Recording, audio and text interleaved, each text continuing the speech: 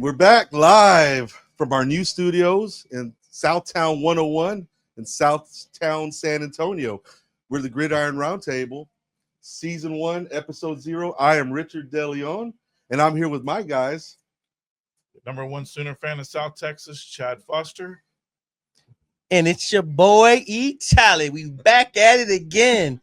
The number one Eagles fan in San Antonio has arrived, baby. We're here. And we're talking football. We're talking football. So you guys win.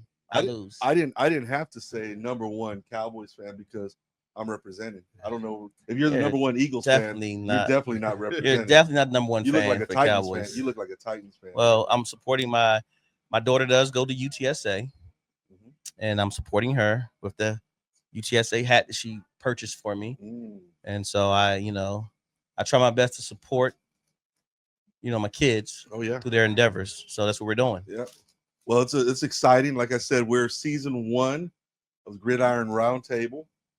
We're going to be covering football. We've got interviews coming up, exciting things. Chad Foster, tell us what we got coming down the pipe this season. Well, we got some interviews with some of the top players here in San Antonio, along with some of the top coaches. We'll be covering games every Thursday, Friday, and Saturday night, high school football, and then throw in a few UTSA games that we're going to try to cover this year as well. So we'll be doing a lot of coverage, a lot of posting on social media. And to my basketball community, I didn't leave.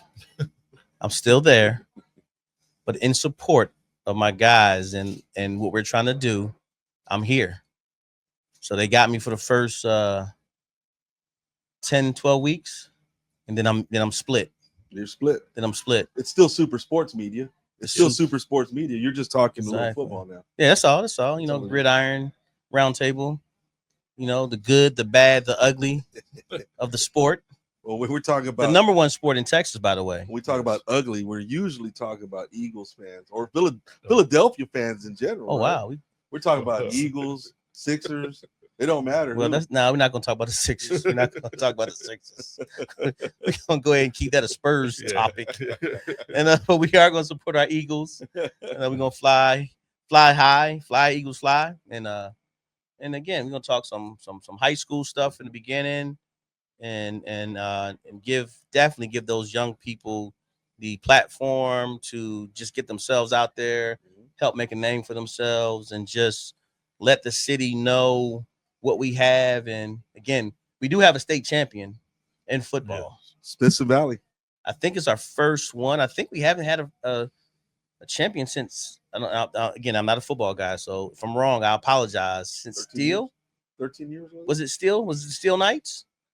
The last football champion for UIL? Our statistician, Chad Foster. Yeah, look that up. Were they the last ones? Well, I know they won 6A, but I don't know if anybody's won prior to that. You know what I'm saying? The teams have went, but I don't think anybody. Again, I could be wrong. I'm not the football guru. I'm just here just for the looks of the camera. Yeah, so, right back at you. So we'll be covering high school football. High school football. Is that it? 2010 Smith and Valley or Steel Knights won in 2010. So that's been 15 years or 14 years. Or that was the first. And of course, got 3 kids that graduated from that school. So I feel like an alumnus there, even though I didn't graduate from there. At Steel? Yeah, of course, yeah.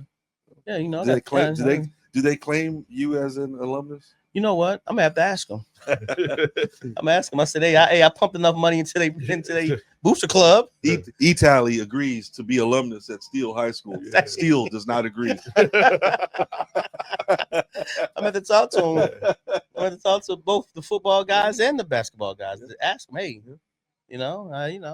So we're gonna be covering high school football like we just talked about, and we're also gonna be covering college football too. We're gonna be at the UTSA Texas State game. I'm nervous about that. I'm really nervous about that. We'll be at I'm gonna be at the UTSA Incarnate Word game too, because that's at the Dome as well. Now, real quick, I was hoping you chimed in when I mentioned that my daughter goes to UTSA and that she's hopefully the future alumnus, because I'm an alumnus. Thank you. Okay. I'm an alumnus. As a matter of fact, thank you. I'm gonna have to. It won't fit anymore, but I did have the shirt back in the 90s when I was in school there. I had the shirt that said UTSA football, still undefeated because we didn't have a program. Right. There you at the go. time. There you go. So, but we've been clamoring for a program for a long time, and we finally got one, and they've made us proud with the way that they've represented the city of San Antonio, and they've continued to ascend in the But ranks. I'm a little nervous of jumping in the conference they're in right now, and I think that might have been a little fast for us. I could be wrong. I'm not a football guy. How many times are you gonna say you're not a football guy? I mean, hey, I got to keep throwing that plug out there, you know. So if somebody see me on the streets and like, hey, and ask me about football, I'm like, hey, man, remember, I'm not a football guy. I just enjoy football talk. I was at that first game ever. Right. We broke the record, for the first game ever. Really? In the Alamo Dome. Okay. Yeah, I was at that game. Yeah. So I've been there since the very So beginning. you've been blessed. That's good stuff. That's history. Yeah. History. So, and then we're with the Sooner. What is this? Boomer Sooner? Boomer Sooner. He covers it all. Yeah, I do every sport for Oklahoma. He don't care. Oklahoma could be doing basket weaving 101. He's still gonna be he's supposed to go Sooner. Let's go. We're gonna beat y'all at making these baskets. That's right. Have you ever been to a Red River rivalry game or Red River shootout? I'm always gonna call it Red River shootout. Yeah, it was Red River shootout for a long time before they did Red River rivalry. Yeah, I like rivalry better. I don't want to get cut off the air early. Sorry about that, Vic. We won't use that word again, but it's a rivalry. Yeah. I'm just going back. I'm just saying. It's history. It's history. Hey, listen, hey, man. You gotta call it the way it was. Hey, I'm making sure we don't get censored already. on our first back, So you mean I can't say Redskins either? I gotta say definitely say that. You can right. well, you can't call them what they're not, because then we'll get in trouble. But you can say I remember when they were called this. Yeah. But you can't give them their name, and that's not their name anymore, unfortunately. I beg to differ. A lot of Washington Commander fans, they wish they were still the Redskins. They're about to. Again, they might change their name. But I digress. Let's talk about the Oklahoma Sooners. He's talking about. Let's talk about being an Oklahoma Sooners fan. Let's talk about them. They should have a really good season this year. Brent Venables is on the hot seat after 2 7-6 seasons. So, but he's calling defensive plays this year. Brought in a brand new offensive coordinator. Brought in a transfer quarterback. So it should be a good year this year. 3 of my favorite Oklahoma Sooners of all time, obviously CeeDee Lamb, DeMarco Murray. DeMarco's back at OU coaching. Yeah, and I love Roy Williams. DeMarco Murray was the running back, right? Yeah. And he was the running back at the Cowboys, and then now he's the running backs coach at OU. Yeah. Okay. And then Roy Williams, one of the most feared hitters in Superman. Yeah. I love that. Now was that against Chris Sims, right? Or when he flew over? Yeah. Yes. Free safety. Strong safety. Strong safety. Okay. There you go. What OU now calls the cheetah position. Cheetah position. Okay. Strong safety. Why do they call it cheetah? Because they're all over the field. Eagles fans, I will not be giving recaps and updates like that right there. That's a little too thorough for me. So speaking of Eagles fans, because this is the number one Eagles fan in Texas or San Antonio. San Antonio, not in San Antonio. Not Texas. Probably the biggest Eagles. Well, no, I don't want to claim though. I let Dallas still has their guy, and I'm sure, and Houston, even Austin. So the number one Eagles fan in San Antonio. Yes, sir. We've had a lot of back and forth about Jalen Hurts.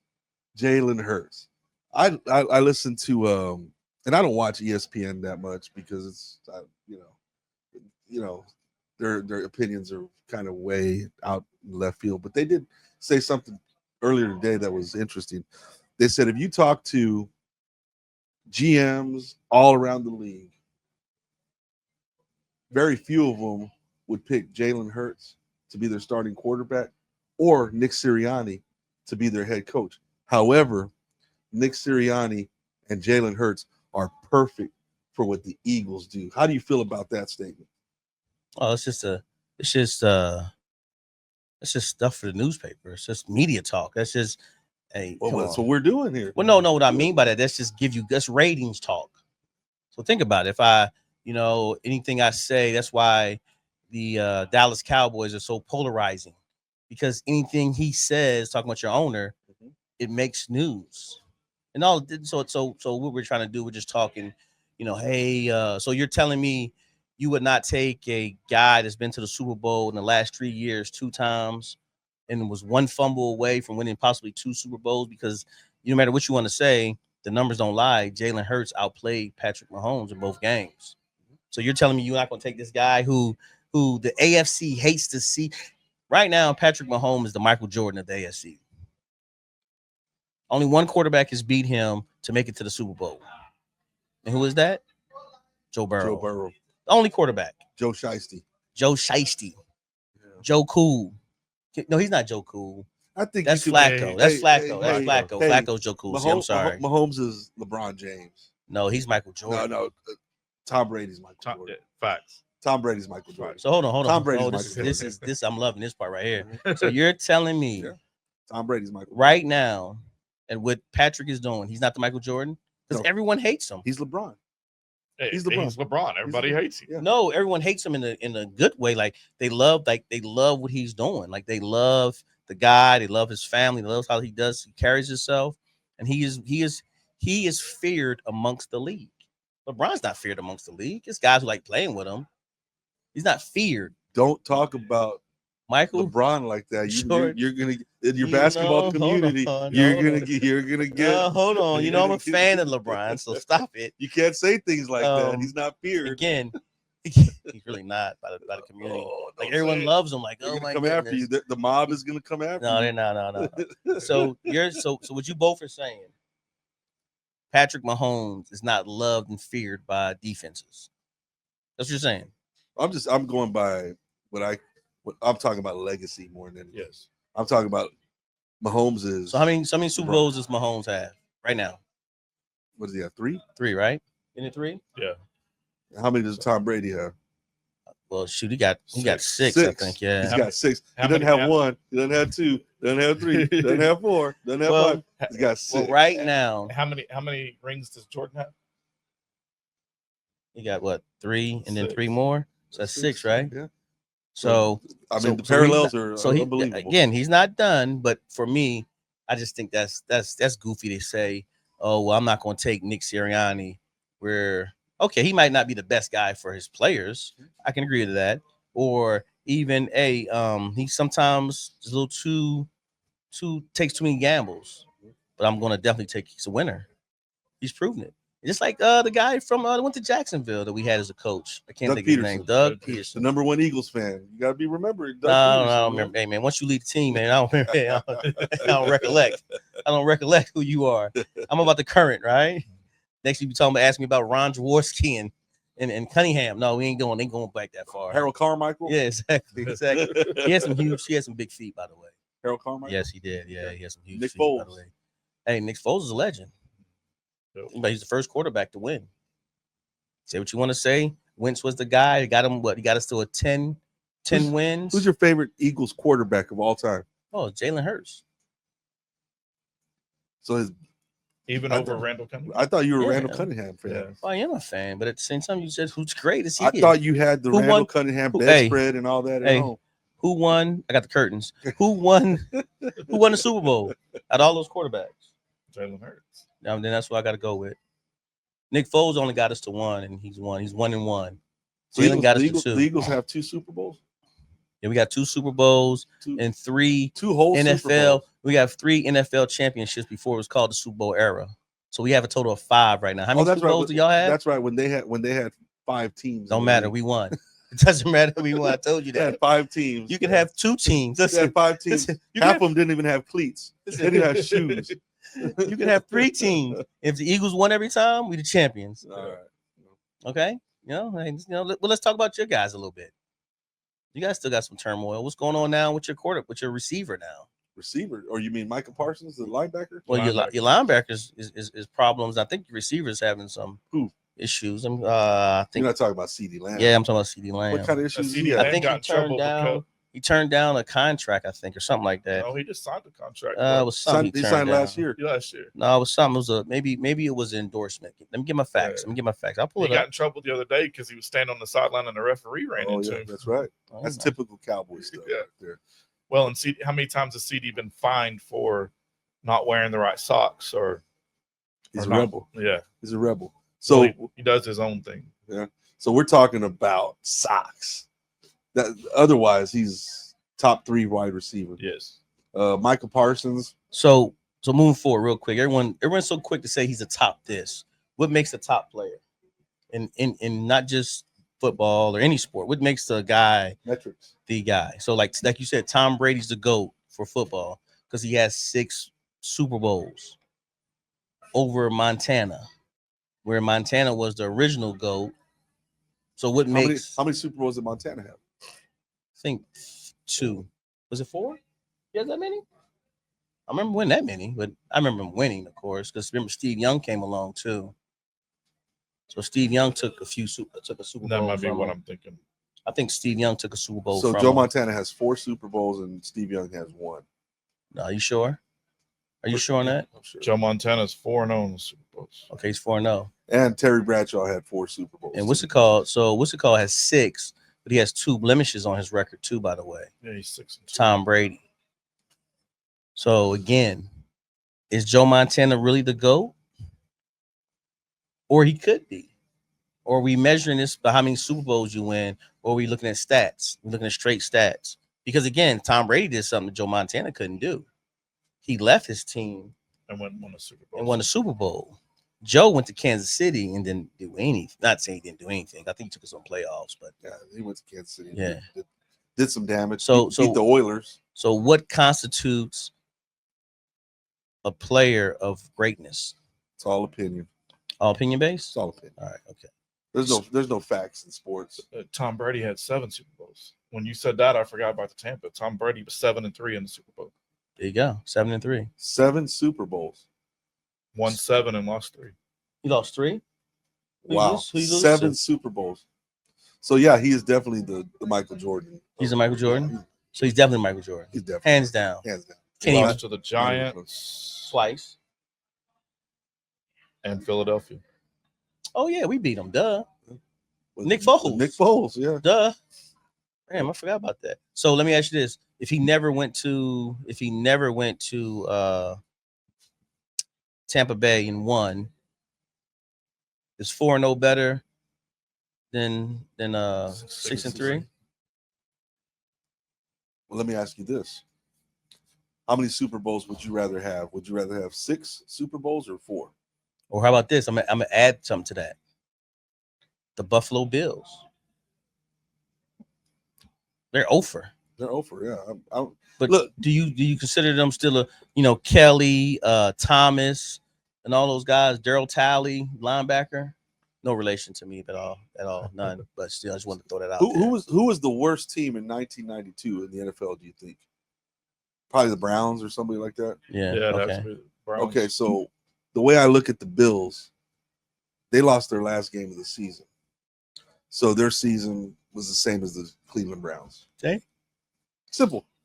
You got one winner. You got one winner every season, and you got 31 losers. That's it. I don't care how many Super Bowls you went to. I don't care. Oh, You lost. You're out. Go sit down with the Browns. Yeah, but they weren't over. The Browns, what was that? 1 year they only won 1 game or Yeah. went over? I think the Lions had to get a season like Yeah, that. Lions too. did The that Lions too. did have a bad season like that. But what I'm yeah. saying is, I know what you're saying. like, So again, what constitutes greatness then? so I know you said opinion. yeah. So is it stats? That's what you asked me a little bit of. You said let's talk about your guys, Cowboys. People talk about all the time. They haven't been to an NFC Championship game in X amount of 29 years. 30. 29 Okay. or 30, whatever. It doesn't matter. It's just a number. So what if I know the Redskins made it to a? Commanders. They were the Redskins when they went. Okay, Yeah. that's what you want to. Yeah, Okay. so All right, come on, okay. come on. I knew you were going to try to do Yeah, that. I did. They I were the was, Redskins I when they was, went I to was. the championship game back in 2000 or 99 or whatever, and then they went again last year as the Commanders. Who cares? You didn't win the Super Bowl. They weren't like not like the Philadelphia Eagles. Yeah. So when did we start celebrating losing? Second place. Mediocre. Second place. Okay. Yeah. When did we start celebrating second place? So if the Cowboys haven't made it to a Super Bowl in 30 years, okay, But you still have 5. still have 5. So if it's been so long, why hasn't everybody else caught up? Because right now the only franchise that has 6 is the Patriots. And then Steelers. Steelers has 6 also. Okay, so y'all one behind them then. The Steelers had 4 in the 70s, right? And then Ben Roethlisberger, I think he won 2 of them, didn't he? He won 1 with Cowher, and he won 1 with Tomlin. Mike Tomlin, yeah. Okay. Yeah. So look at Chad Fox trying to fact check me. Fact check me. Bring it. Hey, listen, this guy knows his football. 6, 7, 8. They've been to 8. Yeah, but they only won how many? They lost that one. They won 1, 2. So I'm not arguing. That's what I'm trying to tell you. I'm not a football guy. I don't know this stuff. 5, 6. Yeah. 6 and 2 in the Super Bowl. That's his argument. He's a Cowboys fan, and they've been chasing greatness all their lives. So they finally come close, and the Steelers top them, and so you miss out again on greatness. It's all cyclical, my friend. This is true. It's all cyclical. This is true. This is true. I mean, this is why the real question is: will the cycle shift before or after I'm 6 feet under? This is why. This is why the NFL hopefully before disappointed me by trying to ban the tush push. It's not football. That's rugby. Okay. So hold on. Is not rugby a form of football? It's not football though. Different rules. I didn't say it was a Canadian league. All right, let's talk about Canadian league then. Now, listen. Is Warren Moon still the quarterback? With the Winnipeg. As long as I remember, as far back as I can remember, if you had a running back in front of you, you were an offensive lineman. Yeah, you were allowed to push him. And you pushed him from behind. That was a penalty. Yeah, you couldn't do it. Now, I'm not just relaying it to the tush push because you see it. Even I'll say the Cowboys did this with Rico Dowdle last year, where he would be on a 3rd and 7. He might pick up 6 yards, but then his offensive lineman came from behind and blasted forward, and he gained 8 or 9 yards. It's a first down. When I grew up, that's a penalty. Okay. So pushing someone from behind is a penalty. So somewhere along the way, before the tush push became the thing, it became legal to do though, right? All right, there you go. Somewhere they made it legal, but so somewhere along the way you made it legal. It's not football though. But no, but you made it legal though. So for some reason, someone said, you know what? And that's the question. Why did they make it legal? Right. I have no idea. Why are we asking those questions? College football, they had the issue where it was in college football. They got a party going on push, next outside, but you can pull. Got a birthday. So as long as if the offensive tackle, if you're in the end, if the tackle's in the end zone, he can pull his running back into the end zone with him. Right. Because they had the one 2 years ago where the running back got tied up. Caleb Williams stole the ball from him and got the first down. Sure. You can do that in college football, but you can't push from behind. That was that whole USC Reggie Bush against the Notre Dame. What was it, like 15 years ago or 20 years ago? He got his Heisman back, didn't he? Yeah, why not? Yeah. He did, right? Yeah, why not? They need to let Pete Rose in the Hall of Fame too. I agree. But that's for a different. They just cleared it where they could. Okay, I agree with that. Yeah. I agree with that too. But I mean, to me, it's just it changes. Like betting on the game or not betting on the game, he still hit that many home runs and singles, right? Still the greatest hitter of all time. Exactly. Right. Well, they get on base. Deal. I mean, right? At some point this summer, they they changed the rules to where Pete Rose can go in, and so can the the Black Sox, the Shoeless Joe and all. Shoeless Joe Jackson and those guys. They can all be voted into the Hall of Fame. It's not like those guys have been dead for about quarter century by now, huh? It's not like he took anything to allow him to run faster and get on base, is it? Charlie Hustle. Exactly. That's what was his nickname. Yeah. The Phillies picked him up. Yeah. We sent him back to the Reds, and he became a manager. But when we're talking about rule changes and stuff, though. Okay. 20 years ago, Des Bryant, it's a catch. But 2014, it wasn't a catch. Right. But now it's a catch again. But look what caused it to be a catch. Now they reviewed it. They reviewed and said, hey, it was a catch. By the rule, we ruled wrong. So again, they got it right.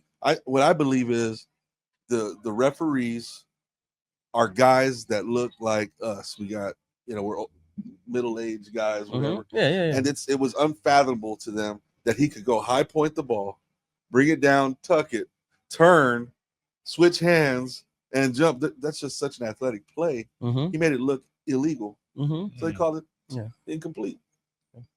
Well, that's instant replay needs to be better at being able to catch that and being able to pick that up. Because DJ Graham at Oklahoma 2 years ago did that same kind of the CD Lamb kind of catch on an interception, one-handed it, brought it down, and they went through instant replay for a good 10 minutes to say that he intercepted that ball.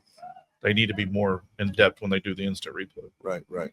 So that's kind of, football in a nutshell. Okay. So let's go. We'll talk a little bit more about the professional game and a little bit in college game. Let's talk a little bit more about high school football. Our resident high school football expert, there you go. That's good. Chad Foster. That's a great plug right there. I Tell, like that. Tell us about who you're excited to watch this season and what games that you're excited to watch. All right. I'm really excited to see Steele play, to see how they rebuild with losing. They lost Chad, that was their quarterback. His alma mater. His alma mater. Yeah, Steel Knights. They lost the wide receiver, and Chad went to UTEP. Wide receiver, I don't remember where he went. The safety went to Vanderbilt, to see how they rebuild. They still have the running back that's going. He's pledged to go to OU. See how they do this year. Then I'm also Smith and Valley. I'm excited to see what they can do this year. We talked to. We're gonna be at that Roosevelt game, yes. Opening night, to the beginning of their defense of their state championship. Right. Yep. We'll be at that game. We'll be at the Smith and Valley Brennan game, which would be Thursday night lights. Really good game since Brennan beat them last year. It's going to be a great game to catch. And like you said, we interviewed Caden Leak, defensive. He's a defensive end, returning letterman. And we're not going to spoil anything that he said on the interview, but I can tell you this much: he's looking forward to that Brennan game. Yeah, he is. Yeah, he is. That was a blemish, if I'm correct, right? Yep. They beat him, man. Yep, that was the Yeah, one. Yeah. Well, Southwest for me. Southwest, you're excited? And still, yeah, of course, yeah. I'm excited to see those guys because their quarterback left. So since their quarterback left, I want to see how they reload and how they do things, and then knowing the coach, you kind of get to. And we got a couple of kids, a couple of our basketball kids that are playing receiver for Southwest. So see how they do. That's going to be good. So you're looking forward to Smith and Valley against Roosevelt, Smith and Valley against Brennan. What other games locally here in the area are you looking forward to? The first night, Thursday night, we're at Johnson versus Judson. It's going to be a good game. And then the third week, I think it is Piper versus Smith and Valley. Whew. And that's going to be a good. They said that's probably going to be sold out, right? Yeah, that'll probably be sold out. And that's 5A, eh? Yep. And I think that's another game that Caden said. They got that one. That's a rivalry game for them. Piper's really looked real good this year. Yeah. Right. And Piper brought in a kid that moved back here, Lacombe. He was here for a while. Then they moved to his dad took a job in Tyler, Texas, and he was up there for a while. Now he's back, and their rivals is all over this kid, and he's going to play some corner, play some quarterback. Yahoo Rivals? Are you talking about? You said Rivals. Rivals.com. Yeah. Yeah. Okay. That's big. That's big time. Yeah, they call this kid the Switchblade because he's or Swiss Army knife. I'm sorry.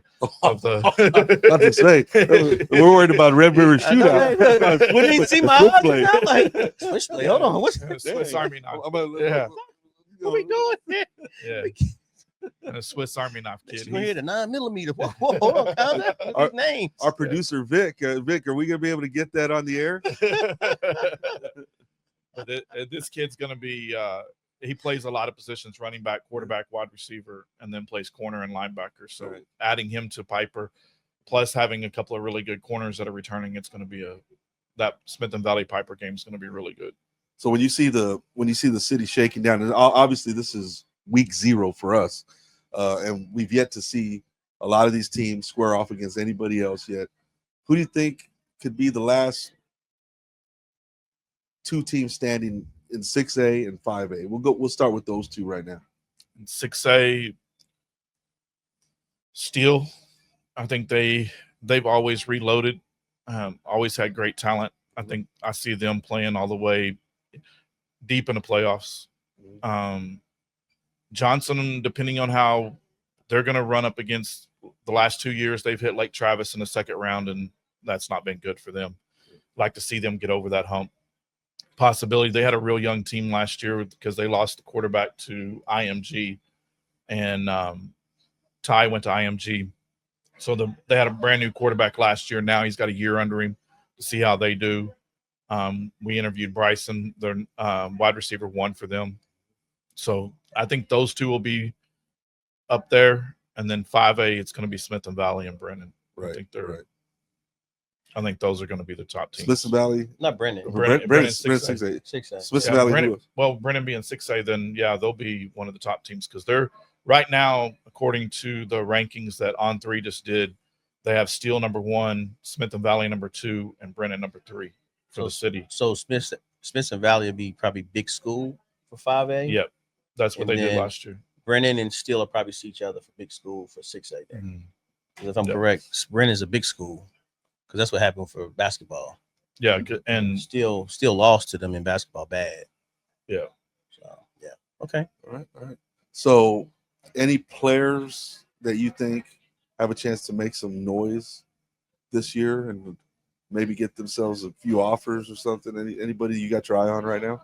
Well, I like Bryson. I've known the kid since he's little, and watch some of his highlights. Man, he's explosive. And they're playing him some because Johnson lost Bubba Johnson was their running back last year. He graduated, and so they're no relation to Claudia Johnson. No. Okay. So they're playing kind of running back by committee is what it looks like right now because they've got Aaron Crawford, that's a 26, and then they've got Bryson's playing running back and wide receiver. So I think they're going to be moving Bryson around a lot, and he's already at 7 or 8 offers is what he's got right now. Yeah. But I'd like to see what the quarterback that Caden was talking about at Smith and Valley, because they graduated the quarterback last year. Yeah. This kid played some last year, Caden said. So see what he has, and see who's going to be the quarterback at Smith or at Steele. And what I used to love about high school football back in the day was when you'd walk to the stadium or wherever you would go, smell that fresh cut grass and stuff. Now you smell those rubber pellets and the artificial turf and stuff. You do. But either way, I can't wait to get out there and check out some of these games, hear the pads pop, Well, and the energy when you walk into a stadium on a Friday night or a Thursday night, just the energy of the stadium, of the crowd being there. It's Friday Night Lights. It's a whole different animal. Right. So for all of our viewers out there, we've already had a couple interviews with a couple players. We got some coaches lined up. We're going to be interviewing some of your favorite players from around the area all season long. We're going to have, I guess, our first 2 interviews. They'll be out Monday night and Tuesday night. Monday night. Who's coming out first? Bryson will be Monday night. Tell everybody, give them their full name and everything. Bryson Thompson, 2027 running back at Johnson, a wide receiver running back. He will be Monday night, and then Caden Leak will come out on Tuesday night. So we've already had a couple interviews. We interviewed 2 wonderful young men last week. Can't wait to see those interviews next week. And then we're going to be covering games all season long. If you see any one of these guys, myself, at the stadium, come say hello. We'd love to talk to you. We're going to be coming through some of the stadiums and student sections, and we're going to be asking some fun trivia questions and stuff like that. So we want this to be real interactive. I'm looking forward to it. Yeah, and we'll be doing some of the same things that we did covering basketball. We'll be doing player of the game, and singling out players from that. But we have like opening week, Thursday nights, Johnson versus Judson. Then when is that game? Huh? When's that game again? Thursday, Thursday? August 28th. August 28th. There you go. I just wanted to put the date with it. That's all. August 28th will be Thursday night, Johnson at Judson. Friday, August 29th would be Roosevelt at Smith and Valley. And then Saturday, August 30th, will be at East Central at Harlan game. Man. Harlan's pretty good? Yes. Harlan's in the city. They're ranked 4th or 5th. Okay. I'm glad you gave them some love because I was wondering when I was asking you who you're excited to hear because they're going to be pretty good this year. Yeah. So we're going to be doing that all season long. And another thing we're going to be doing all season long is we're going to be, one of my favorite things to do on Saturdays is watch college football. Yes. Yes. I saw a post. I can't wait. I saw a post on on Facebook or Instagram the other day. They said the post said, "I'm already telling my wife now, don't plan something stupid on November 1st because they showed a whole list of games that are all going to be good." Yeah. Oh yeah, Just like opening weekend, August 30th is going to be a good weekend too. Yes. So it's so. What are we looking at? I mean, I guess Texas is ranked number 1 preseason. Yeah. Ohio State. No, don't do that. Who's number 2? Is it Penn State? There you go. Thank you. Penn State number 2. I love you. Penn State. I'm not a big fan of the Technically, we quarterback. should be though. number 1. Technically, we should be number 1. But Drew Aller, man. I mean, I love Penn State. I followed him ever since Joe Pa. But I can't get behind Drew Aller. I'm sorry. Well, I don't know why, but you don't watch. You watch the games. He always makes that big. He always makes that big mistake at the very end. No. So Drew Aller. Then you got Ohio State after that. Yeah. Who's number 4? Oh shoot! I know Notre Dame's number 6. Because I know the SEC's kind of they're upset right now. Number 4 is Clemson. Clemson. Because the SEC didn't get the usual SEC love. Number 4 is Clemson. They're going to be really good this year. And And number control that the SEC usually 5's Georgia. puts on there. See, that's why. See, look at that. They got 1 and 5. Usually they would have 1, 3, 4, 5. But I guarantee you, 8. the rest of the top 10 probably has LSU in it. And Number 1's Texas. Number 2's Penn State. 3's Ohio State. 4's Clemson. 5 is Georgia. 6 is Notre Dame. 7 is Oregon. 8's Alabama. 9's LSU. And 10's Miami. so you got 4 of the top 10 in the SEC. That's 40% of all the college football. Back in the day, land. go look at it back in the day. I know. You had 7. I know, but it's 4 is still a lot. So that still shows the strength of their Well, conference. I'm not gonna lie to you. The playoffs are working. That's all I'm gonna say. The playoffs are working. It's great to see the U in the top 10, huh? 'Cause I get tired of Alabama somehow making it, having 2-3 losses and still finding a way to make the playoffs. How? That's so unfair. It was a pleasure to watch. It was so unfair. What's that kid's Cam Scatteraboo Even though playing against Texas? Well, didn't he just put the team on his back? Yeah. even though we recruit well from Alabama, the Eagles at one time recruited a lot of old linemen from. I mean, we're not talking linemen. about pros yet, man. No. I'm just, you know what? I'm letting you know. He's the number 1 Eagles fan. I'm just giving props. I'm giving props to where props are due. Alabama and Georgia for the last 7 years did a great job with linemen on the offensive side and defensive side. So where does Oklahoma? Where are they ranked right now? 18th and 18th. AP and the coaches poll, they're not ranked. So how do you feel about that? Is that fair or? I think it's fair based on what the season is from what they've done the last couple of years. I think that they're not judging what bringing Ben Arbuckle in, bringing Mateer in. I don't think they're ready for that. I think that them being together for a year at Washington State and having that gelling of each other coming in, I think it's going to be better for OU when they do that, because he did a lot at Washington State and he don't have the weapons that he has at Oklahoma now. What's the reason for optimism to get it in that top 10 for Oklahoma? I think we had a lot of young players. We had wide receivers were injured crazy last year. And so a lot of young players got to play. Offensive line was bad last year, but a lot of young players got to play. And so building that and having them have the experience now, plus they recruited, I mean, they've got 2 5-star offensive linemen that's freshmen that are there this year that they've already said they're going to get playing time. And then bringing Mateer in, they brought in Jaden Ott from San Diego State as a transfer in running back. So they're going to, and they brought in 2 or 3 wide receivers from the portal to help out with those injuries that they had last year. So I think they have a really good shot. Problem is they're like Florida that they were talking about, that they have probably the hardest schedule in college football this year. So you have a prediction for the Red River rivalry this year? Huh? You got a prediction? I know we're still a couple months away, but there's a possibility, depending on what Texas does with Ohio State, there's a possibility they both go in there undefeated, and that'll be a battle. And I'm an OU guy. I'm saying it's OU in the still. horseshoe though, right? Texas and Texas is at Ohio State. they're in the horseshoe. Yeah. Okay. I got Texas. You got that's rage bait. Rage bait. Yeah. No, I do. They're better than you guys this year. They on paper. on paper they are. On paper Good with thing- Arch Manning. Good thing we don't play football on paper. Exactly. But exactly. I've watched that game I'm 50 years old. I've watched that game since I can remember. And I've seen times that Texas has come in undefeated, number one ranked team, and OU's lost 2 games before there and just beat the tar out of them. Yep. And it's that game. You can throw records out. You can throw rankings out. It's a crazy game.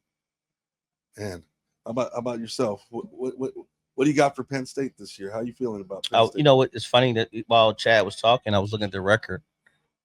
We got one of the easiest records or teams to play this year as far as schedule. Excuse me. Got one of the easiest schedules here. We start off with Nevada. Second game is FIU. You know what I'm saying? Florida International. Okay. Then we got Villanova. That's a basketball school. No disrespect to Villanova. I'm a big fan because it's from the house. So I support Villanova. You know, not since they got rid of Jay Wright. For those that don't know, Italy is from the Philly area. So yes. Villanova's in Philly. But at the same time, I'm a resident of San Antonio. Been here since 1992, by the way. 95 to be exact. I got my license from here. So I was a resident of Texas since 1995. And tell the viewers at home how you were a big Cowboys fan. You said you were, man. Come on. Get out of here, man. If you know Cowboys fan, you crazy? Come on, man. Eagles fan. I bleed green. Oh. Come on, man. I saw those pictures of you and Drew Pearson and Tony Dorsett this past weekend. You had a bigger smile than I do, man. You had a bigger smile with Tony Dorsett and Drew Pearson than if I had with Naomi Campbell and Tyra Banks. It's week 4. No, excuse me, week 5 of football. We got a bye on the 20th of September. We play Oregon. That's where it really gonna matter. That'll be Oregon's. But well, hold on. I'd rather play Oregon than play Michigan. Michigan that's a tough game, man. So Oregon, is it gonna be at Oregon or no? It's in Happy Valley. Is that a night game? Yeah. Well, no, it's not a night, but it's night for the East Coast, 6:30. So it's probably gonna be a whiteout. Yeah, it has to be. Yeah, it'd be the whiteout. We have to be, because again, then we play UCLA, we play Northwestern, we play Iowa. Then the real game is going to be when we play Ohio State. Well, Oregon and then Ohio State. Well, I'm looking past. Yeah, but you can't look past Oregon. Oregon's top 10 right now, right? Yeah, they are. So I mean, you can't look past them. Look what they did to Ohio State last year.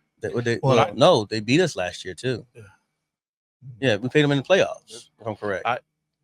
Oregon? If I'm correct, I think so. Yeah. No, this year I'd rather have Penn State lost to Notre Dame in the playoffs. It was Notre Dame we lost to. Yeah, that's who it was. This year I'd rather have Michigan on the schedule than Oregon. No. Michigan's having to replace their quarterback, and right now it looks like Underwood, that's the true freshman, that's going to play at quarterback. What's the better win though? Well, you see what I'm saying? The better win is Oregon. Yeah. But for some reason, Michigan always has our number. I got you. You see what I'm saying? Since we've been in the Big Ten, Michigan, they have a. If I'm correct, again, don't quote me. But if I'm correct, they have a winning record against us. So that's why I like playing Michigan or Ohio State.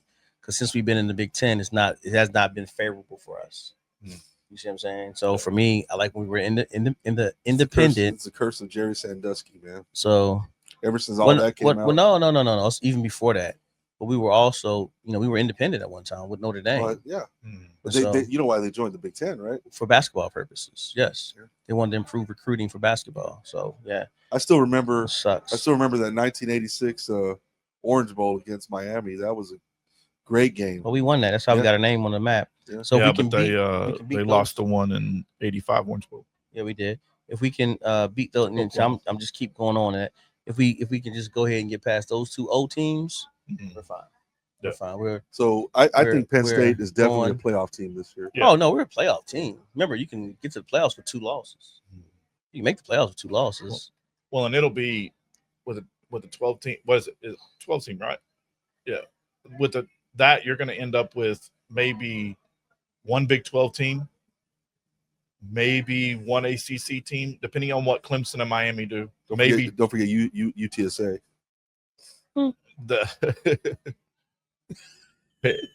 What he just say? I thought you were just talking about. Yeah. I'm repping. Yeah. All right. I got my So you have one Big 12, maybe one or two ACC, and the rest are going to be Big 10 and yeah, Big Ten and SEC. SEC. I will be using. I'll be wearing a UTSA T-shirt for our next show. Listen. By the way. Hey, I'll wear whatever you guys want me to wear, with the exception of a Cowboys shirt. Okay. Okay. All right. All right. So, what do you think was going to happen with UTSA and their roster and their real quick, schedule? I just want to just mention Notre Dame real quick.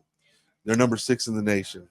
Notre Dame's still independent, and the thing about Notre Dame that them being independent that really just impresses me is that they have to stack their schedule. Yes, because they're not in the conference. They start off with Miami at Miami on August 31st. What rank is Miami? They're number 10. They're Texas A&M at Notre Dame.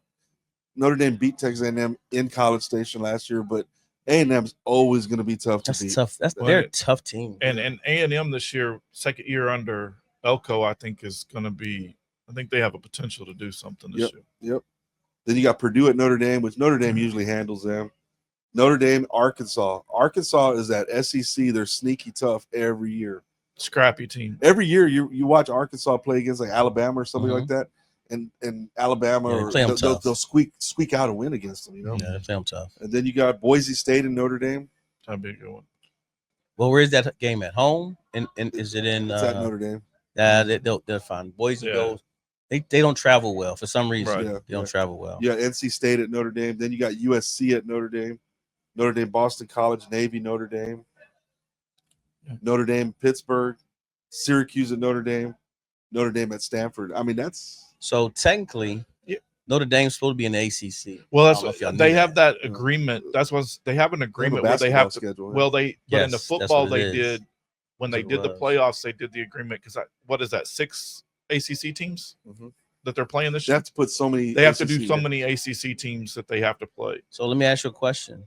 Since they travel the way they do, like last year after they had an extremely tough schedule, since they travel the way they do you really think they don't have one of the tougher schedules in the NCAA? They always have one of the tougher schedules, I think. But they don't get credit for it. Because again, you got to think about there's a bias against them because they're not in the conference. Correct. And that's why when you led what you led with, that was so important. Like, wow, they're not in the conference, but they still have a tough travel schedule. Yeah. Like, look how much they're going.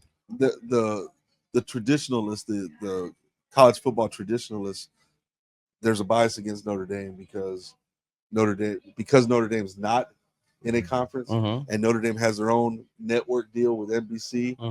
NBC. They changed it. Oh, they changed it? No. I'm saying I'm asking. They changed it. It used to be with ABC. No, it's been with NBC the last 4 or 5 years. More than that. Yeah. Oh wow. Okay. But they have their own. So the traditionalists feel like Notre Dame almost seems like they feel like they're above the rest of everyone. Well, and I think that's when they did the playoffs. They don't get an automatic bid. Right. They have to be in the top 10 to be able to get in the playoffs. And I think that's Big Ten and SEC trying to force Notre Dame's hand. You need to be in a conference. Yeah, I think that's where that comes from. But you see that they're playing half their schedules either Big Ten or the other half's ACC that they're playing. Yeah.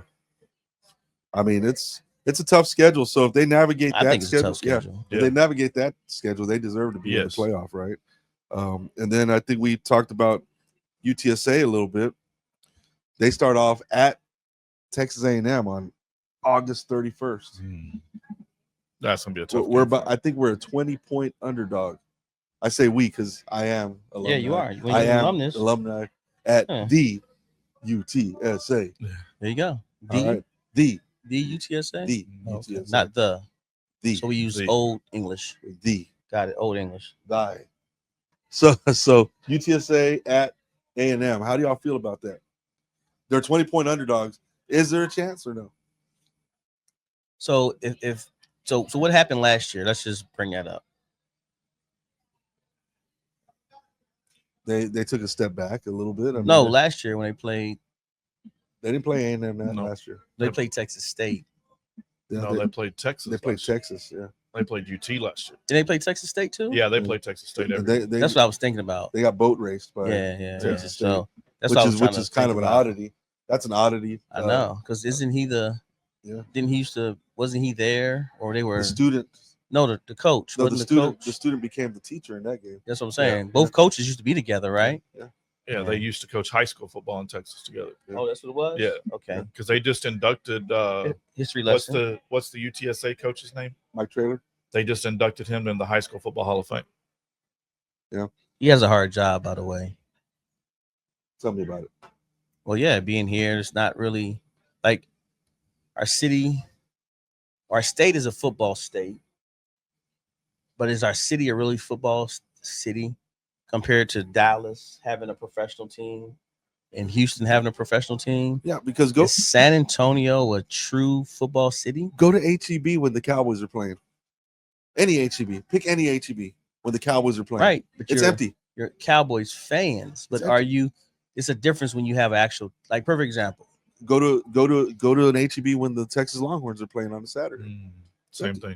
It's empty. Yeah. It's a football city. Yeah. We're a football city, but are we behind?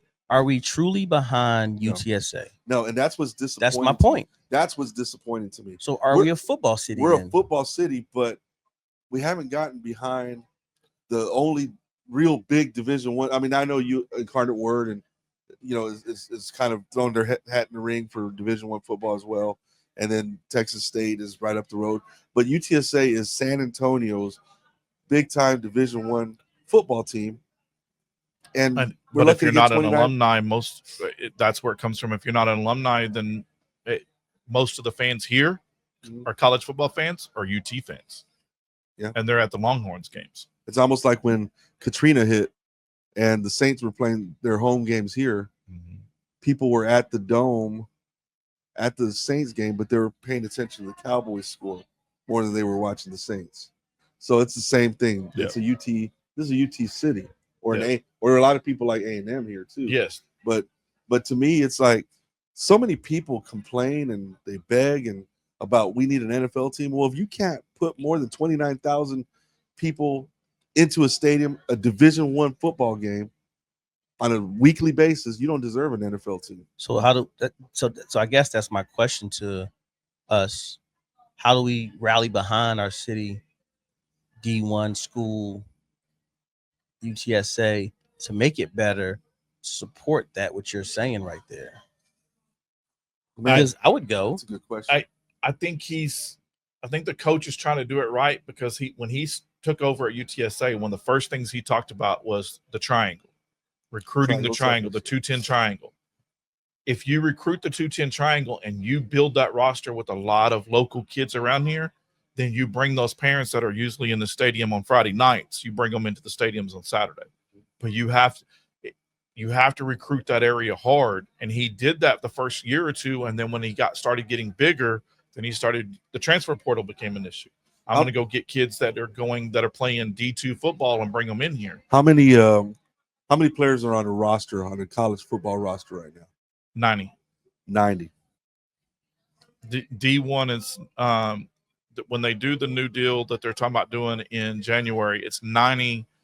You have 88 scholarship athletes, and you can have up to, it used to be up to 10 walk-ons, preferred walk-ons, but it was 88 scholarship. But now they're talking about doing just 90. So if you're one of the 90 kids on a college football program, UTSA, for instance, how many tickets do you think each player is reasonable for them to say, that's how many people are coming to watch me play this weekend? I want to say that at OU, they used to do 4.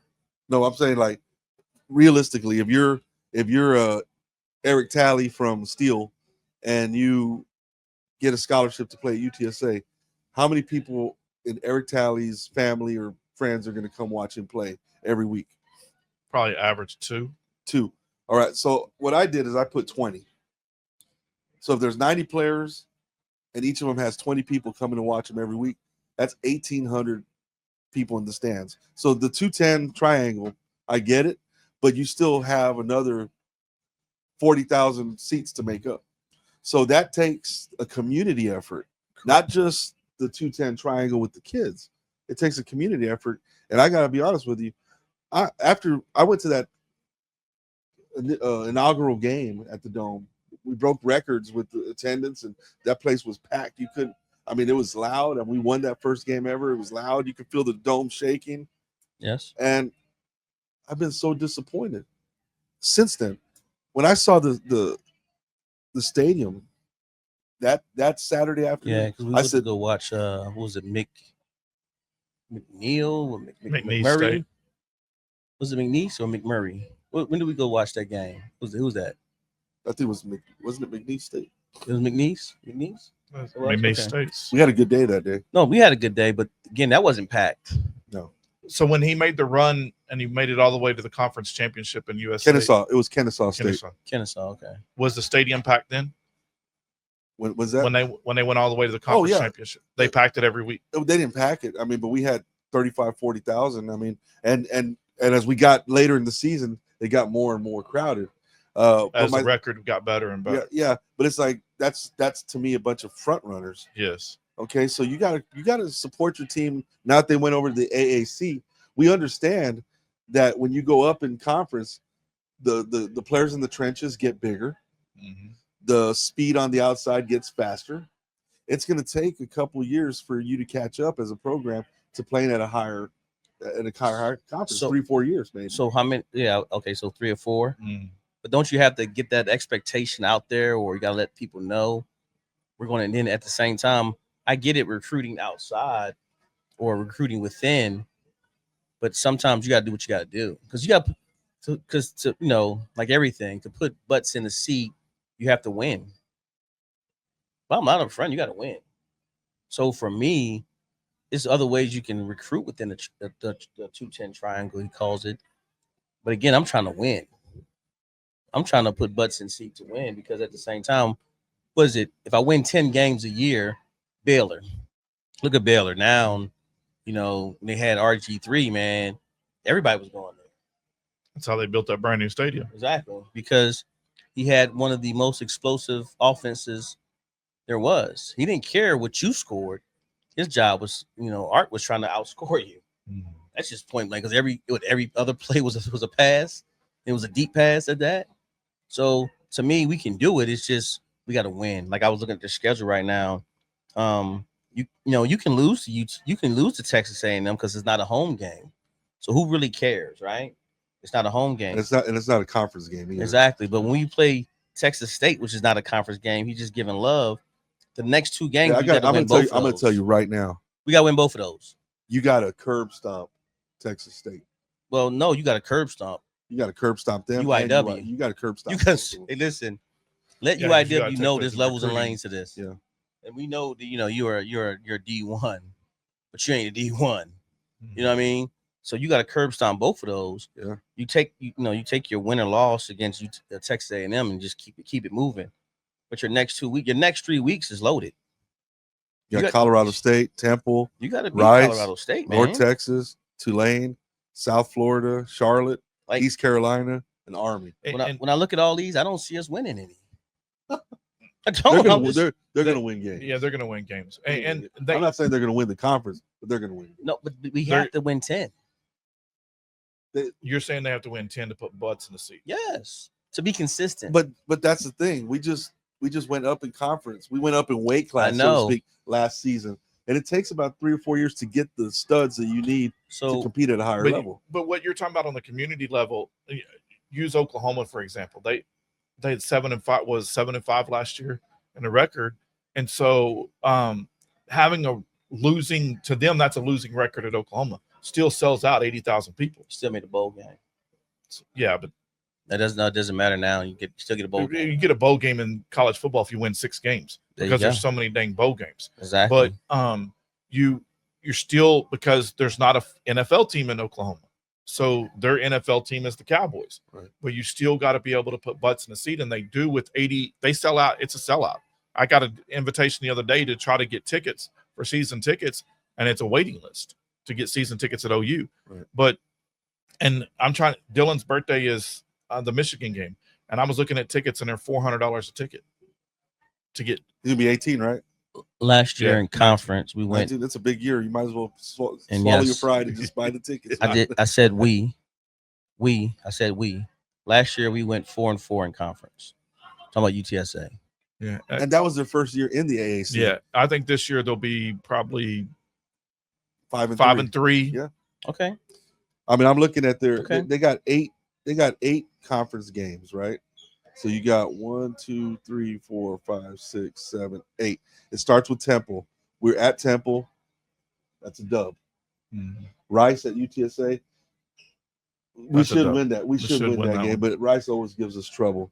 UTSA at North Texas. We should win that Should have game. done that. one. But every time we go to North Texas, it rains. There's a monsoon or it's ice. I don't know. So we'll see. Tulane at UTSA. Tulane should. Yeah. You're probably that's a loss. That's a loss. So that's 3-1. UTSA at South Florida. I think UTSA wins that game. It depends on what by bringing Scott Frost back, what they do at South Florida. So that I'm going to say 4-1. I know we beating Charlotte. UTSA at Charlotte, And 5-1. Yep. And then East Carolina at UTSA, 5-2. I think East Carolina. Yep. And then Army at UTSA. They give us a tough. They give us. It's because Army runs that triple option offense, and nobody that you only see it once during the year. Army's always a fit for everybody. So there's 5-3 right there. Yep. And you know what? It's not a bad record. Not at all. 4-4, 5-3. That's progress. Yep. That is progress. Okay.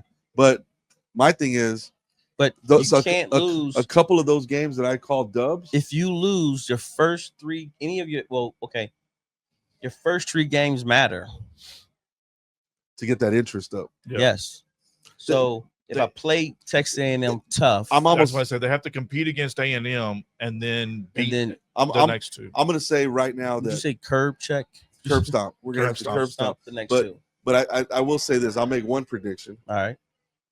That Texas State UTSA game will be the biggest crowd we've had probably in about 2 years. I think so. Yeah. Right. Okay. So, but a couple of those games that I call dubs here at home, if you only have 25,000 people in the stands, all of a sudden that home field advantage goes away. Yeah. It goes away.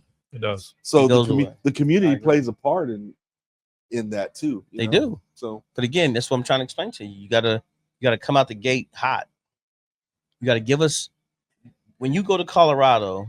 You gotta have a good thought in our head, like, you know what, we're gonna have a good season. But that's as much as I love Mike Traylor. I think he's not going to be here long. You don't think so? Somebody's going to poach him. They've already tried a couple of times. But I think it'll work eventually because our NIL is weak, you know, and it's hard. It is. It's hard to keep your players. Well, it's going to be interesting to see how with the new lawsuit that came down where they're saying a salary cap for the NIL stuff, the revenue share, $20 million a team. I don't know that UTSA has the money to compete with that. And UT, but they only can raise 20 million is what you're saying? No, they can only revenue sharing. They have to set aside $20 million. They're setting aside $20 million for football. Okay. And the revenue sharing. That's not including NIL. So NIL is above that. But that's the revenue sharing from because these schools get like UTSA going and playing Texas A&M, they're probably getting $1.5-2 million for that game, somewhere around there to go play A&M. Texas State's probably in the same. I don't know how Texas State would be, but when they played UT, it was probably a $2 million paycheck. That's why they go play those games. And then if you make it to a conference championship, the team gets a bonus. Bowl game, you get a bonus. So I want Mike Traylor to be here forever because I think he's good for the program. Yeah, he's good for the city. He's a name. He gets it. Yeah. However, I don't think he's going to be here as long as we want him to. And I'm going to say this. I mean, unless we get that NIL money up, and we start to put more butts in the seats, we can't expect any more than that, right? I mean, it needs that community response of it, not just me and you going and sitting in the seats and watching it. They need sponsorship from the businesses. Local businesses need to back that team. Now, I've been bashing the fan base here in San Antonio here during this show, right? So let me switch gears. Is there anything UTSA should be doing to get that community engagement that they're not doing?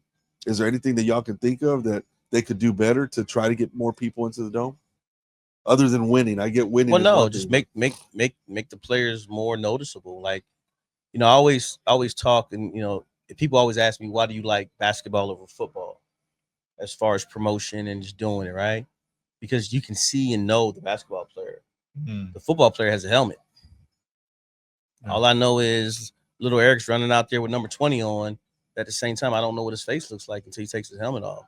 So you have to make the community know who your players are. You hear that, Fred's Fish Fry? You need to start getting our boys on your commercials. For real, seriously. Hey, Yeah, Fred. The Go NIL ahead and deal, reach out to the whole offense. the NIL deal, that's where it comes from. Is it getting the face of the players out on the even the before market. the NIL deal. Just again, you have to make your players. For football players, they're so likable. They're so like just, oh man, you just fall in love with these guys because it's like, oh man, these guys great attitudes, great personalities. We've already seen it in our first couple interviews. Yeah, but if you never get to see that personality come out, how do you know? I know me and Dylan went to a UTSA game. It's been 3-4 years ago, and it was the last home game of the season. And after the game, they roped off an area and they let the players you could go down on the field, you get autographs. Do they still do that? I think they do. I mean, but they need to do like a fan appreciation day or something. They do stuff like that. Military appreciation. They do all kinds of stuff. I'm talking about, but you outside of that. You got to do something Monday through Friday. Like, they should have. I don't know. I never watched the news lately. I haven't seen on my feeds of social media, where I know, like, in Philadelphia, they invite a lot of people to the preseason stuff. So while guys are warming up and all that, and training camps and things like that, like perfect example, we was out in Indiana. One of the guys in Purdue invited us to the training camp. Yeah. I don't know if they do that. Again, that's our job to make sure we find out. That's what we should get the community to let them know. Well, and I don't think that's another thing here with UTSA is like at Oklahoma, where I follow so much, is they have OUinsider.com, which is part of 24/7 Sports. And then they have Soonerscoop.com, which is part of On3 now that we're Rivals and On3 merged. I don't see that with UTSA of having where there's a dedicated that covers recruiting, it covers the news, it covers the training camps, and covers everything for them and puts it out there. I don't see that here in this city. Right. Yeah. And that it's a D1 school. Yeah. They need to have some kind of media coverage, or allow a media company like ours in the door there to be able to put out stuff. Good plug, Chad. By the way, that was a great plug. Yeah. Thank you. And I also think that is a great plug. But I also think them going over to Nike from Adidas, I think that signals a change in the way that they're going to start marketing. Yeah. Yeah. So they're going to allow they're going to allow fans the opportunity to get closer in the action. And they're going to do a actual game day experience for the players. For the fans. Excuse me. What here, this is going to be for ticket holders. So that's a benefit. They will now have dedicated ticket holders, entrance for them at Gate 3, the northwest corner of the Alamo Dome, near the HEB Plaza, and you guys get priority access to game day and giveaways. They'll have their own concession stands. Some of ticket holders. So certain ticket holders, right? Yeah, dedicated ones. Yeah, ones that just kind of, like if Rich bought a ticket back in 1995, you'd be a preferred ticket holder. Yeah, I'll be talking to us. I'm a new guy. Like I said, I need my daughter to graduate. We got to do some more tailgating, by the way. Well, that's offered too, by the way. Opportunity to tailgate. Because they were talking, I'd read something where they were talking about doing during the Alamo Bowl, when they have it here, they have a section that's on the sideline that is like 2 or 3 rows of seating preferred seating. And I heard that UTSA was going to try to incorporate that into the season. That would be smart. So here are the home games. I know you mentioned them again. I'm going to throw them out there again. September 6th, September 13th, the 11th, the 30th of October. So the 11th of October and 30th October. And then 22 November and 28, 29 against Army. They don't know the time. And That last one, that's the That's Thanksgiving one. weekend. That's one we got to go to. Yeah. So everybody, everybody's got to get to that game and go look at Christmas lights downtown after the game. Make it a whole day. Here's why we got to really get to that game, Yeah. because we are known as Military City. Yes. So why would you not, of all games to support, why would you not support that game? Especially if you're here, you have family in town, and regardless if you're alumnus of UTSA or not, why would you not want to take family and friends to a great festive game? UTSA, which is our city D1 college football team, versus the Army. Why would you not want to take that game? You got to take that game. You got to go to that game. That game is a must. That game of all games, and I'm probably sound like a guy who really loves his Army guys. Italy is also an Army. That game should sell out. Should. That game right there should be sell out. And when you're in Happy Valley and you play one of those tough games, that's a whiteout game. That should be our camouflage game or something like that. But we should sell out that game. That should be our camouflage game. So again, just reminding everybody, we're at Southtown 101, Super Sports Media Gridiron Roundtable. We're talking football right now. We've been talking about UTSA football for a little bit. We're challenging the San Antonio football community to attend more UTSA games. I mean, that's really an initiative that we're going to have this year. We're going to keep pushing that narrative. Get out to the Dome on a Saturday. There's actually nothing better to do in San Antonio than be at that Dome on a Saturday when UTSA. So the September 13th game with UIW is the salute to hometown heroes. You got to be at that one then. You got to be at that one.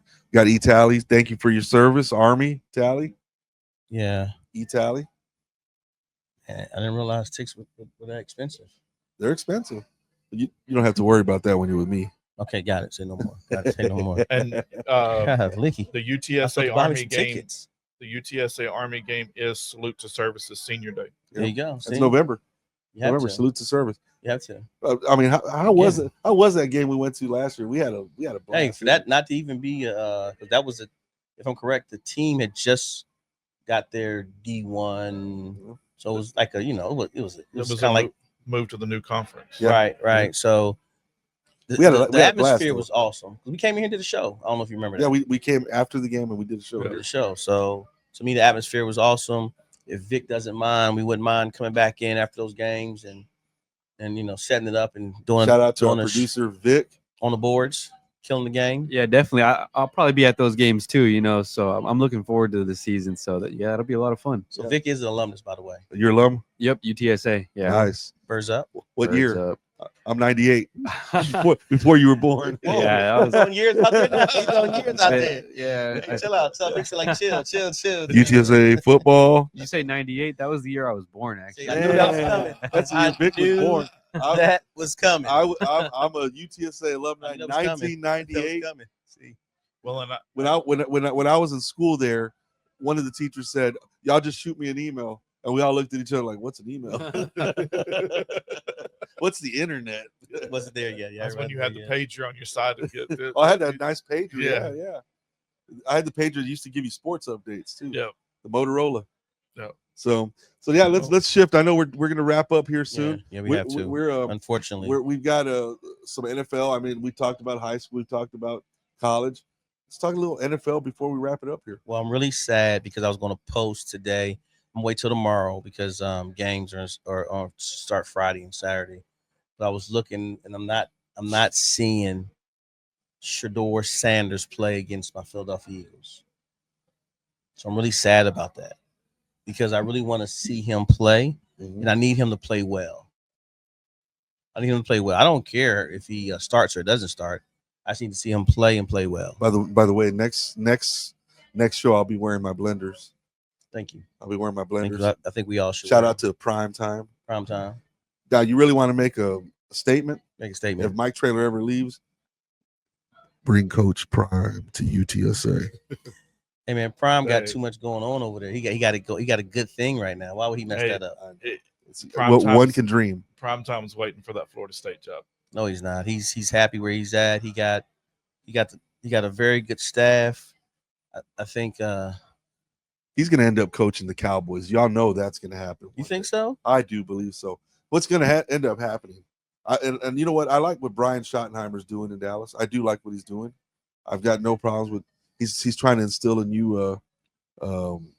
He's trying to instill a little bit of a culture change there. You can tell. Yeah. But I don't know how long Brian Schottenheimer is going to be allowed to do that. But wasn't he with the he was with the organization already, right? I was about to say program. Yeah, he's been with the organization for a minute, right? Offensive guy, right? Yeah. But I'm going to say right now, if Shador ends up not working out in Cleveland, and he ends up on the Cowboys practice squad this year, next year, and then has a chance to compete for a starting position at some point, I guarantee you, Prime will be here. Cleveland can cut him. If Cleveland, he's fourth on their depth chart right now. If Cleveland cuts him, they'll never. They have Dylan Gabriel in front of them. They'll never. An old Oklahoma guy. They'll never let that down. Especially if he goes to another team and win. Oh man, they're already in trouble for the Watson deal. Yeah, they're already in trouble. Randy Watson. Oh no, Deshaun. Good try. He said Randy Watson. Who is Randy Watson? You might know him as Joe the Policeman from the What's Happening episode of That's My Mama. He's a member of Sexual Chocolate. What's wrong with him, Doug? That's how I know it's time. It's time to wrap this up. It's time to wrap this up. I will say this to all you Dak haters: he's going to change your mind this year. We're going to go. We're going to. Love it. We're going to go to our final thoughts. We'll start. You want? Or Chad? We'll go. Chad, finish us off. Let's go, Chad. I'm looking forward to this season. It's going to be a fun season, especially with our inaugural season of the Gridiron Roundtable. It's going to be a fun season of covering high school sports, getting a little bit of college football in with UTSA. We did another plug. We did request media passes for us for UTSA. Hopefully we get some of those in. So I'm looking forward to the season. Looking forward to spending time with you guys and talking football. Yeah, I'll go next. Please. All right. Well, I mentioned Dak Prescott. The guy gets so much slander just for being the Cowboys quarterback. I'm rooting for that guy, not only because I'm a Cowboy fan, but he's the kind of guy that what does he do wrong to offend everybody? I'm trying to figure that out. So this year I'm looking for, as far as my final thought, I'm looking for Dak Prescott. And this is kind of we'll do predictions for all different levels. I guess on our next show, maybe week one. Okay. But I'm going to say this: Dak Prescott will be in the MVP conversation this year. Bold. Mark the tape. Mark the tape right here. That was bold. Mark the tape. Episode 0. Okay. Yeah. There you go. All right. That it? That's what I got. Final thoughts. Honestly, it's just another great year to be with you guys first. Because Chad, before, he did a lot of producing of our high school basketball stuff. Now we got Vic on the boards here. I want to say thank you, Vic, for allowing us in the house and being part of what we're doing. Again, 15 weeks, Vic. 15 Wednesdays, buddy. Oh, yeah. It's the best time of the year, y'all. It's football season, so I'm happy to be here. And Mr. 1998 over there. I know he did age you. And then just want to thank all of the coaches and the high school guys, just allowing us to be part of just trying to bring exposure to the city. So that's just fun. Super excited about it. Super Sports Media is making a difference, and that's the important part. We're making an impact, and that impact is positive, very positive on the city. So, hey, let's keep doing what we're doing. Let's keep moving forward. Let's keep gaining steam. Thank you both for pushing me to do this, because I cringe when I talk football because I love the sport more than I really like to talk it. So I thank you both for pushing me, and let's go. My parachute, I'm building it as we're in the air. So let's have fun. Let's keep doing it, man. Yes, sir. Let's keep doing it. Yes, sir. Want to take us out? And again, thank you to our producer Vic. We are looking for sponsorship. Looking for sponsorships. We are looking for. We are looking for those who want to, help us out and support us, because again, this is all pro bono for our time right now. Yep. We have to pay for it. We do pay our studio time and things like that. That's not free. So please, if you a sponsor out there, you're looking to support us and find a way to help out. Support the kids, really. That's what it's Yes. about. Yeah, support the kids. You know, let them know because Yeah. we're gonna keep doing this. Yeah. Even when funds get low, we just we're gonna find a way. Yep. Find a way. Yep. So go ahead, Exactly. do your Hey, plug. again, thank you for Southtown 101 for allowing us to do our show here in this wonderful studio. Our producer Vic, thank you for making this a wonderful experience for us. And we hope everybody joins us every week. We have multiple interviews a week. We're gonna have a weekly show. We're gonna have Jerry Jones and Micah Parsons on the show with some boxing gloves or what? That would be great TV. Jerry, sign them. All right. So thank you all for watching. Let me get one more plug. Yeah. I need to make sure we give a shout out to the owner of Southtown 101, Jeff Slaughter, for allowing us to be back in the studio and to be one of the shows for the next 15 weeks. Because again, they changed things around and they got better. Yeah. And so we're one of the acts here in the studio. So thank you again, Jeff, for trusting us and believing in us. And we promise to make you proud of the work we're going to do right here. So yes, sir. Yes, sir. Again, thank you for watching. We look forward to seeing you for the next 15 weeks talking football. We're excited about this new endeavor. And, it doesn't cost a dime to like, subscribe, share. If you like our content, share it out. Let everybody know about it. We're here. We're going to be talking football. We're going to be entertaining you a little bit. And, hey, for all you football players, young players out there, high school, shoot for the moon. Because even if you miss, you're going to be among the stars. We're out.